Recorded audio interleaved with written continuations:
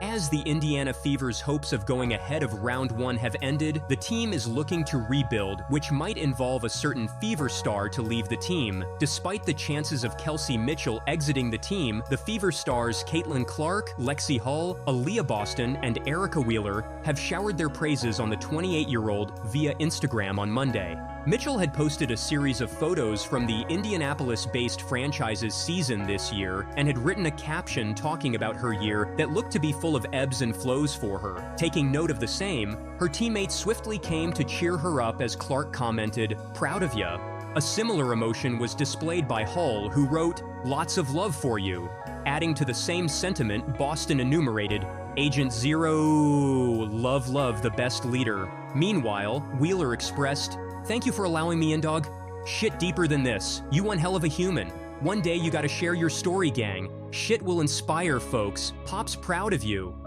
The 28-year-old in the caption had written about the setback she faced this year. "I got low, shedded tears nobody saw, got my back dirty just to make it, threw all my cards on the table, trusted God to save myself, guaranteed my best, willing and able, forever dying on my own sword," Mitchell wrote. Notably, the Fever guard lost her father this year in March. Let's see what Kelsey Mitchell said. Oh man, I was grateful. I didn't know how I was gonna get through this year. And so, I first thank God because... To top that, the Indiana-based franchise couldn't advance ahead of the round one playoffs, which would have certainly impacted her. All this probably got her to drop hints of exiting the franchise after 6 years. Let's see what Clark said about Kelsey. I felt like Kels probably should have got a little love. I honestly thought she probably should have been player of the month. Just what she was doing and at the clip she was doing it. I think she was like 50, 40, 90 this month, which is... Let's see what Lexi Hull said. I think she's just, I've said this before, but she's so mature for being 22 years old and having the attention that she has. It's pretty incredible. And Mitchell was drafted by the Indiana Fever as the 2nd overall pick in 2018. Since that time, the Fever has been in a rebuilding phase, but the Ohio-born's performance peaked this season as she presented probably the best backcourt in the W this year. However, when the Fever had to exit from the WNBA playoffs, reflecting on her season, Mitchell said, It's definitely a lot of emotions and thoughts that flow through my mind. I think that everything for me is so fresh that I don't know what I need and what I'm going to do, but I know that... Kelsey's honesty about her emotions shows her deep connection to the organization and her journey. I'm hopeful she finds the right opportunity to return to her Indiana home. She deserves it. Let's see how well these girls played. But has picked up a triple-double here today and gets the end one. Combined with the fact that Mitchell's contract will end this year and she will be in free agency from here on, field speculations of her exiting from the franchise are prominent. Labeling herself selfish, 2018's number 2 pick had opined, what I'm going to do, but I know that when the time comes and the opportunity is right for me to make those decisions, obviously I've always had a home in Indy, so it could potentially be a home for me. Hopefully, she will be soon able to make a decision for her future. Meanwhile, if she exits, then it will mean a tough season for the Indiana fans. The Indiana Fever was having a tough season up until the Olympics break, but after a late resurgence from Clark and Mitchell, it was a thing of the past for the Fever. The Fever from there on changed their tally from 11 to 15 to 20 to 20, and a lot of credit goes to Mitchell for it.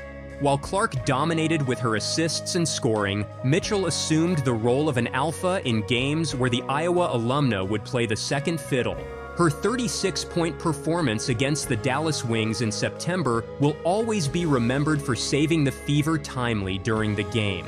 Overall, she averaged 23.4 points per game after the Olympics break. Therefore, if Mitchell were to leave, then the Fever would once again find themselves in backcourt troubles. Considering that Clark would continue with the Fever, they will have to look for another guard in any of their new recruits. According to the ESPN Mock Draft 2025, the Fever can draft UCLA's Janiyah Barker. While Barker is known for her post display, she can be an able partner to Clark in terms of scoring and making way when Clark is guarded. But the Fever fans, as of now, will be hoping that Mitchell doesn't leave the Fever, as it was after 2016 that the team made it to the playoffs this season, hoping Clark too will come forward to share her perspective on the rumors. Remember this. If your only argument for Caitlin is that it would have been a great marketing opportunity and you don't have basketball experience or chemistry with the group listed in your reasoning, I don't want to hear it. This is the most popular women's basketball player in the world. It was a stupid decision because it compromises what your ultimate goal is, which is to elevate the WNBA brand. Caitlin Clark is certain she will return even stronger next season after the Connecticut Sun beat the Indiana Fever 87-81 to end her hopes of finishing her rookie year with a WNBA championship title. On First Take, Molly, Chiny Ogwumike, and Stephen A. Smith reveal shocking fact about Caitlin Clark. But before that, let's see what Clark said. She definitely came up with some big shots. Got it off to a slow start, but Big Shot Bonner showed up when she needed to. And later, with 1:05 left, Clark with the pass to Kelsey Mitchell. She misses, get the rebound. Shoot the layup. Not sure what happened there, but on the very next possession, Alyssa Thomas to Marina Mabry to seal the deal. Connecticut wins 87-81. They advance to their sixth straight. She did her best. But let's see what Chiny said. On the road, and this is late in the fourth, 4:06 left. Caitlin Clark comes up with a huge three. We've seen that left side three before. Sidestep to the left. You know she loves to get into that three-pointer off the dribble, going to her left.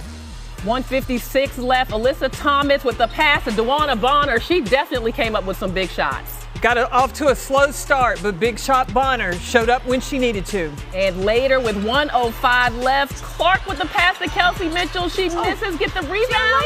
Shoot the layup. Not sure what happened there, but on the very next possession, Alyssa Thomas to Marina Mabry to seal the deal. Caitlin Clark entered the WNBA as the most influential women's basketball player we've seen in a generation. Yeah, a year this far. Yeah, Caitlin Clark came into the WNBA as the most impactful women's basketball player we've seen in a generation. I couldn't agree more with Chiny. Caitlin Clark is such an impactful player and has brought a whole new level of excitement to the WNBA. Her talent and influence are truly unmatched. Even with her WNBA season over, Caitlin Clark continues to set records as her entrance into professional basketball has skyrocketed interest in the product to uncharted territory. The Fever exited the postseason on Wednesday night with a loss to the Connecticut Sun. Game 2 of their WNBA quarterfinal matchup was the most watched game in league history on cable, averaging 2.5 million viewers. The Suns' win over the Fever peaked at 3.4 million viewers and helped the second half of their playoff doubleheader between the Mercury and Lynx average 1.2 million viewers. The same viewing slot for the WNBA raised viewership 507% from last year's figures. Clark played in the most viewed cable telecast of the day for everyone in males under the age of 50. Connecticut looking to close things out tonight, and here we go. They're hoping that can discourage Alyssa Thomas from making some of her great passes. No one picks up Clark, who cans the three. Rebound flagged down by Clark. The latter game of Phoenix, Minnesota was the third most watched WNBA playoff game ever on ESPN. The first round games overall have averaged 1.1 million viewers, the most watched postseason in WNBA history. In the season-ending loss to the Sun, Clark scored 25 points, adding 9 assists and 6 rebounds. She's the first rookie to have pulled off a 25-5-5 game in the postseason. The WNBA Rookie of the Year being at the forefront of the Fever's revival led her to achieving several more astonishing feats during the regular season as well. Let's see what Molly said before. Some of us felt like maybe she hadn't proved it in the WNBA, but at this point, she certainly has. So she proved everybody wrong. What about the guards? Let's talk about the guards that didn't make it. That's rude, Molly. Let's see what Smith said to Molly. The only other athletes that I can see recently, the past generation, that have moved the needle like this, maybe Serena Williams, absolutely. Anytime she played, anytime she won titles, straight up viewership, box office, Simone Biles, we just came off of the Olympics. You look at that list. Now, the difference is Caitlin has yet to win. Yeah. But the cool thing about women's basketball is people are following her story. They followed her story at Iowa, now to the pros, and now people are going to continue to follow her until she hopefully gets a championship. First of all, let's put this in its proper perspective. When I think about Caitlin Clark, the operative word that comes to my mind is gratitude. There's an incredible level of gratitude that should be accorded to this young lady with what she did for the sport. That's not to take anything away from anybody else, but I often argue, when I've argued with folks about this, you think NBA players shouldn't be thankful to Magic Johnson? It's frustrating to hear Molly downplay Caitlin Clark's Olympic team selection. Smith was right to call her out. Clark wasn't just chosen for her stats at the time, but for her incredible potential and overall impact on the game. Team USA picks players who bring more than just numbers, and Clark has proven she deserved that spot, no matter what anyone says. Molly asked to Smith, That doesn't, when the audience was telling you, no, something else matters. Let me just hold on. Let me say one thing, because I want to push this forward to Alyssa Thomas. Sure. Stephen A., what is the major point that you want to make here, your major thesis statement on this? Because every time Caitlin Clark comes up, I feel like... Oh, Molly, seriously? Every time Caitlin Clark comes up, you just have to throw shade. It's pretty clear you can't handle how much attention she's getting. Maybe instead of taunting Smith, you should recognize that Clark's talent speaks for itself. Smith responds to Molly. ...of this narrative, where you're frustrated. Well, first of all, I'm not frustrated. Number two, I did get stuff off my chest on numerous occasions.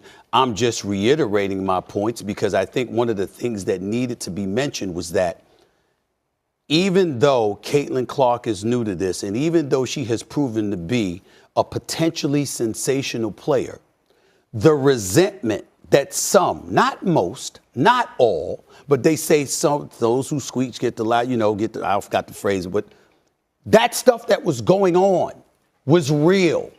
And you see it with some of her fans. You see it with a lot of people who were looking at the WNBA and using that as a means to castigate them. People like myself, you and others certainly came to the WNBA's defense in terms of the credibility that the league has earned, that it richly deserves, the support that it has now received, et cetera, et cetera. Okay. Smith is absolutely right. Caitlin Clark's talent is undeniable, and the resentment she faces is real. It's frustrating to see some people ignore the impact she's having, while the WNBA finally gets the recognition it deserves. I feel like basketball has really consumed my life for a year, so I feel like it'll be good for me to kind of reflect back on everything that's happened. Like, I feel like I didn't even have time to really reflect on my college career because it ended so fast. And then I came here and was trying to give everything I could to this team. And it was special. There was a lot of things that this group accomplished that, a lot of people probably didn't think was possible.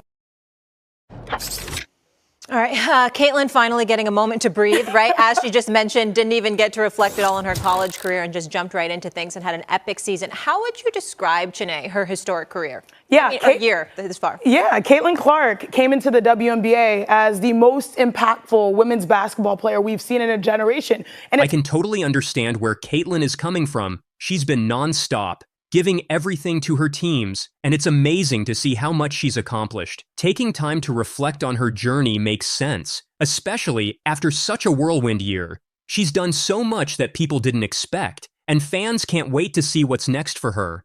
Andrea Carter revealed how Connecticut's Sun won. She said, but also when you think about this Connecticut team, they're balanced. Yeah. Everybody scored that got in the game. They had 18 points off the bench. Veronica Burton and Olivia Nelson-Ododa were phenomenal. They played so well. Alyssa Thomas was doing her thing. Big Shot Bonner made shots. They were more experienced, but they also had more weapons. When you look at Indiana, they had 3 weapons offensively. It was Caitlin Clark, Kelsey Mitchell, and Aaliyah Boston. They couldn't compete. I think the biggest thing was... It's tough to see Indiana struggle, especially when they rely so heavily on Clark. Connecticut's depth and experience were just too much to handle. Even though Indiana couldn't compete this time, I know Caitlin gave it her all, and I can't wait to see her continue to grow and lead in the future. A scoring record, or the all-time scoring record in college.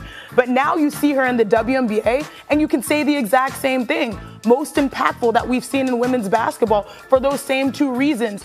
Arenas were upgraded, viewership through the roofs. But then when it comes to the basketball, what she was able to do was truly impressive. She averaged 19 and 8. Fans agree with Chinese assessment, recognizing Caitlin Clark's continued impact in the WNBA, her record-breaking college career and ability to boost viewership and elevate the game in the league have impressed many, showing she's truly a standout player in women's basketball.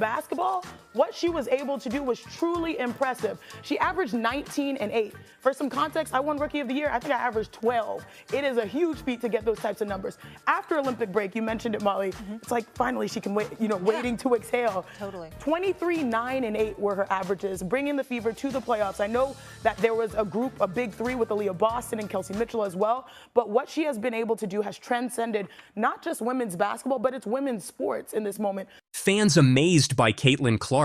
Averaging 19 points and 8 assists is huge, especially for a rookie. She's taking women's sports to new heights, and it's impressive. Women's sports in this moment. The only other athletes that I can see recently, the past generation that have moved the needle like this, maybe Serena Williams, absolutely. Anytime she played, anytime she won titles, straight up viewership, box office, Simone Biles, we just came off of the Olympics. You look at that list. Now the difference is Caitlin has yet to win. Caitlin Clark is on the same level as legends like Serena Williams and Simone Biles in terms of impact. She'll be unstoppable in next season.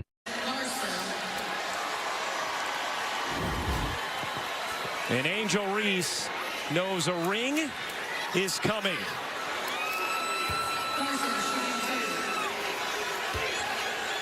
The rivalry between Caitlin Clark and Angel Reese is definitely one of the hottest topics in the WNBA right now. Both players had incredible games, but in a recent podcast, Dan Dockich revealed fascinating insights about their rivalry. He said, "You know, it is amazing, and this is the stuff that we talked about basically all summer long. It is amazing the impact that Caitlin Clark has. I'm not throwing Angel Reese in there, but others do, and that's a good thing. But Caitlin Clark has literally carried the sport on her back all summer long. Caitlin Clark was the gift." Many fans agree with Dan's words. Caitlin Clark had been amazing this summer and really had been the star of the sport. It's impressive to see how much she's contributed. The Indiana Fever Rookies' arrival in the WNBA had signaled a new era for the league. Combined with the Angel Reese rivalry, not only did women's basketball change on a professional level, but also a college level. However, as recent numbers show, these former NCAA superstars have affected men's college basketball as well. Dan Dockich, in his latest Don't At Me episode, revisits a Fox News Digital article in conversation with two of the top men's recruits in college basketball this year. Let's see what Dan said. No, Caitlin Clark's game resonated. Caitlin Clark's rivalry with Reese resonated. It resonated with me, which means it resonates with men. Their competition inspires many and connects with a wide audience, including strong men. Let's see what Carrie Champion said about Clark and Reese rivalry. The story of Caitlin Clark and Angel Reese, the rivalry, which really isn't a bad rivalry or a true rivalry on the court, is a good thing. The rivalry between Caitlin Clark and Angel Reese might not be super intense, but it's still a great storyline for the game. It adds excitement and keeps fans engaged. Dan said, "I digress. It also resonated apparently with a couple of college basketball's #1 recruits, Dylan Harper and Ace Bradley, two of whom." It's exciting to see that Caitlin Clark's story is resonating with top recruits like Dylan Harper and Ace Bradley. Their decision to head to Rutgers shows how impactful her game had been. It just goes to show how inspiring she is for the next generation of players. Harper, the #2 nationally ranked recruit in the class of 2024, told Fox how he thinks all players are at the end of the day the same, presumably because of their love for basketball. Fox writer Jackson Thompson also mentions how the NCAA women's final had 18.9 million viewers, while the men had 14.8 million. The younger son of former player Ron Harper, Dylan also revealed how he had always followed women's basketball to a degree because his mom coached teams. Meanwhile, Bailey, the #3 ranked recruit, told the news network that Reese and Clark were what made him follow women's basketball. But if he gets the chance to talk to either of them, who would he choose? "I would probably talk to Angel Reese, her competitiveness for sure. What keeps her driving?" Dan said. FYI, the women's basketball tournament had 18.9 million viewers, while the men had 14.8 viewers. Ride or die with Caitlin Clark, baby. While many believe, including Dan Dockich, that Cece has carried women's basketball on her shoulders these last few years, her rivalry with Angel Reese is also what has made it more interesting. But the former basketball pro also believes that the WNBA was not ready for this boom. Well, let's see what Clark said about Reese.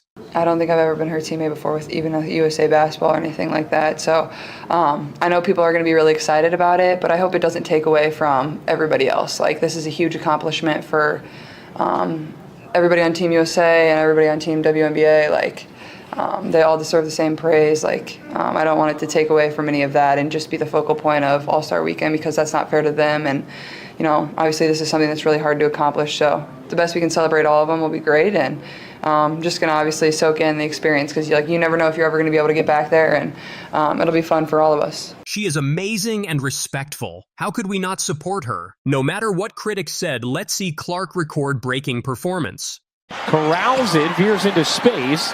Here's Clark. Clark looking to take it around Lloyd. Clark bodies in and finishes.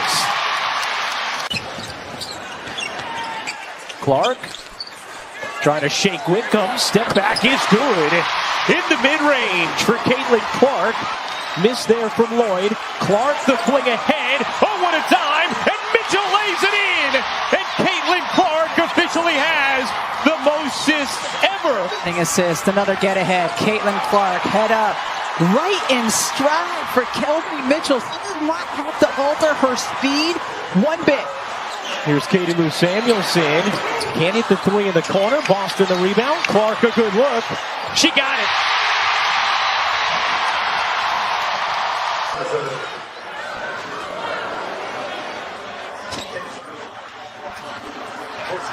You had this tornado hit, and you weren't ready, says Dan Dockich on Caitlin Clark. Dan Dockich has long been a Caitlin Clark fan, and in the discourse surrounding her popularity in the league, he's usually been on the positive side of it. While some dislike a rookie getting this much attention, others want her to be in the spotlight even more. But Dockich believes that while she's changing the game, the WNBA is not dealing with it properly. Let's see what Dan said in response to her haters. Only should you have known that Caitlin Clark was going to be a star, you should have prepared for it. You should have said, look, this is what is getting ready to happen. So let's do everything to enhance. Meaning, let's make sure she's on the Olympic team. Let's make sure that other NBA women are smart enough not to be morons to her. But that didn't happen. And they had to go through all of this garbage. I mean, all of this crap, and Kathy Engelbert didn't understand it. Dan is right. Caitlin Clark's talent was obvious from the start, and it's frustrating that she wasn't fully supported. And it's disappointing to see her face negativity from others in the league. Caitlin Clark had the option of playing a fifth year for Iowa under the additional COVID-19 year, but she chose to graduate on time and enter the W. While many thought her college success wouldn't translate into success as a professional, the Fever rookie has clearly proven them wrong. So has Angel Reese. With Cece leading the league in assists and the Sky player in rebounds at one point in time, their rookie year has sensationalized the sport, even influencing the men's side of it. And it's only the beginning. Because the African-American lesbian players were going overboard in their racism and sexism on Caitlin Clark. Lynn and the WNBA had to send different videos et al. To the league to get this crap to stop, and the league has, for the most part, stopped. This shocking admission reveals the internal struggles that Caitlin Clark has faced, not just from the fans, but even from within the WNBA itself. It's hard to believe, but the racism and sexism directed at her were so rampant that the league had to step in. It seems on some social media channels to have taken a darker turn, a more menacing turn, where race has been introduced into the conversation, where sexuality is sometimes introduced into the conversation. How do you try and stay ahead of that, try and tamp it down, or act as a league when two of your most visible players are involved, not personally, it would seem, but their fan bases are involved in saying some very uncharitable things. This was the turning point when the conversations around Caitlin Clark's performance started moving away from basketball and into darker territory. Race and sexuality became the focus of an escalating controversy. One thing that's great about the league right now, we do sit at this intersection of culture and sport and fashion and music. Like the WNBA players are really looked at now as cultural icons. True. And when you have that, you have a lot of attention on you. There's no more apathy. Everybody cares. It is a little that Bird Magic moment, if you recall, from 1979 when those two rookies came in from a big college rivalry, one white, one black. And so we have that moment with these two. But while Engelbert tries to frame this as a historic rivalry moment, it's far from that. The issues surrounding Clark and her competitors aren't just about sports. It's a reflection of the larger problems in the league.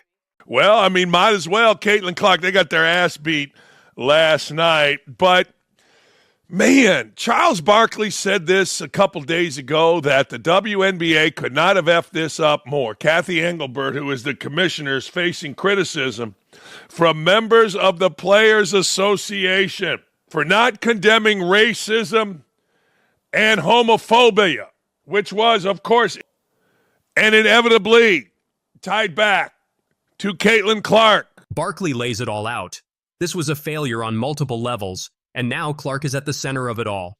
The league's inability to handle these tensions has left everyone watching. You answered them in private. Awful Announcing said her response was not only lackluster. Oh, really? It lacked of any substance. Well, so what? She's right. This is months ago, you idiots at Awful Announcing. What are you talking about? Engelbert's word salad reply. Even media outlets are calling out the league's inability to tackle these issues head on. Caitlin Clark may be a top performer, but the WNBA's handling of the controversies surrounding her is far from winning any accolades. The relationships I create here are my legacy. Caitlin Clark quite clearly announced back in Iowa just what she thought mattered the most to her. And now, as she continues to thrill the WNBA crowd with her record-breaking displays, she stands by her words. When the generational talent was drafted as the first overall pick this year, she was not the only one joining the league after shining for the Hawkeyes. Kate Martin was another Iowa alum who entered the big stage, joining the Las Vegas Aces. As their third encounter comes close, Clark is ready to host her former teammate just as nicely. In her recent media availability, the Fever guard talked about welcoming Kate Martin to Indianapolis. She said, "It's definitely pretty weird to us, like we were teammates for 4 years. We got very used to that and now going against." So then like you love it, you joke about it, but at the same time, it just takes some getting used to. I know a lot of our coaches will be here on the same night. Looks like a fun thing for all of them to be able to do too. And sharing that memory and that joy with us. But I'm just super proud of her and happy for her. The 22-year-old guard also hinted towards her former Iowa head coach, Lisa Bluder, making an attendance when Fever will lock horns with the Aces on Wednesday. Both of the WNBA rookies played 4 years together with Bluder at the helm and led the Hawkeyes to back-to-back NCAA finals. When the duo bid adieu to their alma mater, the 63-year-old also decided to step down from the coaching role. While Caitlin Clark has definitely been the talk of the town with her exceptional rookie season, her best friend Martin is yet to have a firm grip with Aces. Nevertheless, she has always found her college best friend acknowledging her and their friendship. The friendship between the opponent rookies, back in May, the former college teammates faced for the very first time in W. While the excitement among enthusiasts was obvious, Clark only made the matchup even more interesting when she opened up on her bond with the Aces rookie. Kate is obviously one of my best friends, somebody that was with me all 4 years at Iowa. I was the person that kind of begged her to come back for her 6th year, said the Fever number 22.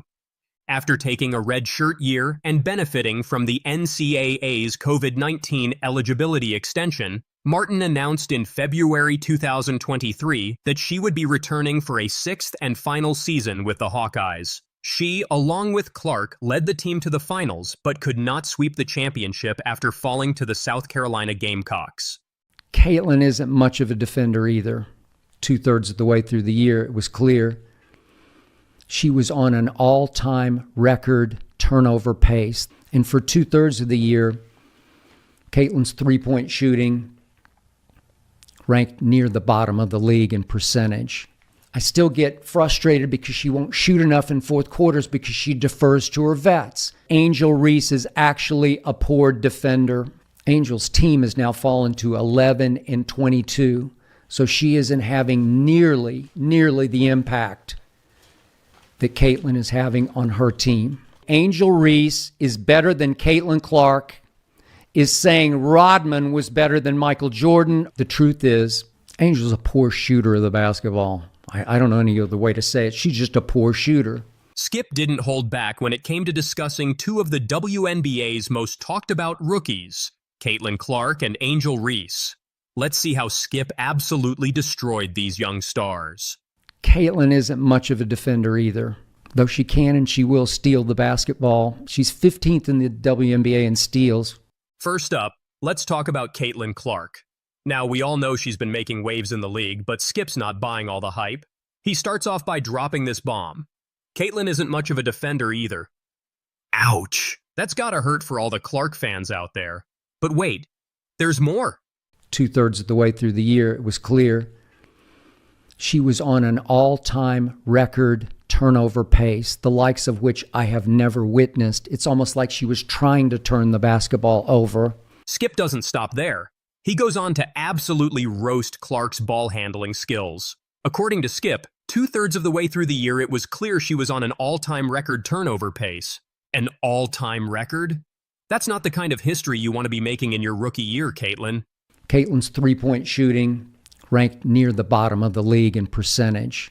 Yet, you're right. The truth is... But hold on to your seats, folks, because Skip's just warming up.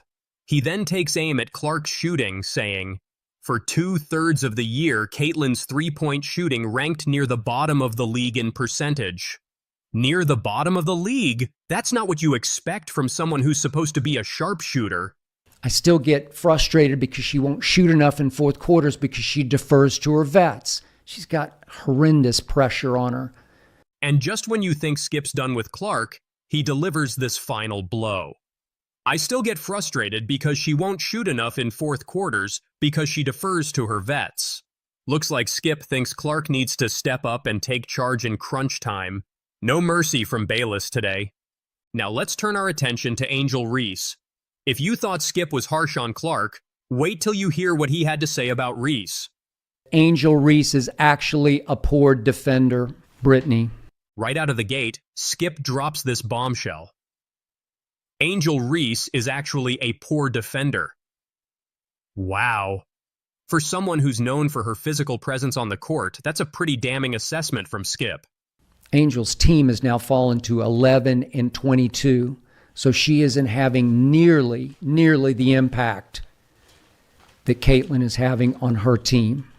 But Skip's just getting started. He goes on to question Reese's impact on her team, stating, Angel's team has now fallen to 11-22, so she isn't having nearly the impact that Caitlin is having on her team. Ouch. Skip's basically saying Reese isn't living up to the hype and isn't making her team better. That's gotta sting. Angel Reese is better than Caitlin Clark, is saying Rodman was better than Michael Jordan or Ben Wallace was better than Kobe. And if you thought that was harsh, wait till you hear this. Skip actually compares the idea of Reese being better than Clark to saying Rodman was better than Michael Jordan. Talk about a brutal analogy. Skip's basically saying anyone who thinks Reese is better than Clark is out of their mind. Angel's a poor shooter of the basketball. I don't know any other way to say it. She's just a poor shooter. She's now 38% from the floor, not from three. She's 2 of 12 from three. That's 17%. But the knockout punch comes when Skip talks about Reese's shooting. He doesn't mince words here, folks. Skip straight up says, the truth is and was a poor shooter of the basketball. I don't know any other way to say it. She's just a poor shooter. No sugarcoating there. Skip's calling it like he sees it, and he sees Reese as a liability on offense. Now you might be thinking, wow, Skip really went in on these two, and you'd be right. But here's where things get interesting. Despite all these criticisms, Skip actually ends up praising Clark quite a bit throughout the rest of the segment. He calls her a once-a-generation passer and even suggests she could be pushing for MVP. So what's the deal? Is Skip playing both sides? Or is he just being brutally honest about both the strengths and weaknesses of these young stars?